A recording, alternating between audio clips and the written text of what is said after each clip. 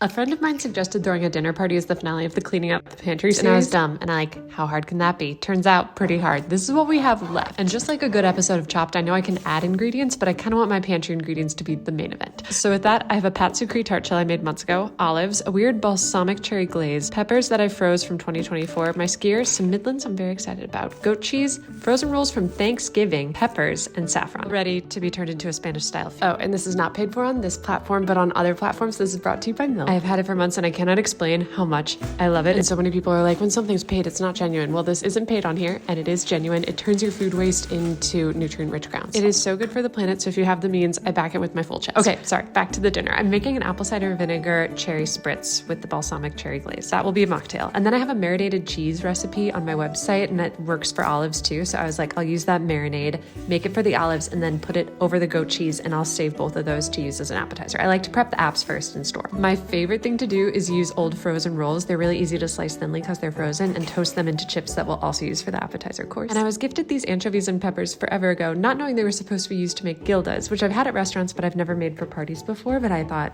no time like now. The mill, of course, has been picking up every food scrap along the way. And next up was my pat sucre, which is just a tart shell. And since this is a Spanish-style dinner party, I wanted to make it into like a Spanish tortilla quiche. So I started cooking my potatoes in sweet paprika oil like I would be making a normal Spanish tortilla, and then added the onions, but instead of putting the eggs into the pan, which you can also use eggshells in a mill, I instead just put the eggs in with the cooked potatoes and some oregano and put that in the tart shell to bake. I wanted a cohesive dinner but was stumped on how to use my Midlands until I thought of paella, so I marinated my shrimp in skyr and spices, and then, oh, I forgot to tell you one more low waste thing. I'm using frozen beans from forever ago, bloomed some saffron, and then started my paella that will use Midlands instead of rice. This is not a traditional paella by any means because Midlands are cracked rice from the Carolinas, so obviously can't get too similar, but I timed everything so our paella would be just finishing by the time our friends arrived. Only 2 friends because this is low stakes. I was literally cooking with scraps from my pantry. The Spanish tortilla quiche ended up looking really good, and I'm not a huge tablescape girl. I keep it simple, do the same thing every time. And then I started with the mocktail spritzes, which are on my blog and delicious. Then I plated up the marinated cheese, which is super easy. It can stay cold. And then I had the chips staying warm in the oven, so put those on a plate, had the gildas that I topped with olive oil, and then the warm olives, and put that all out in the living room while I put the rest of dinner on the table.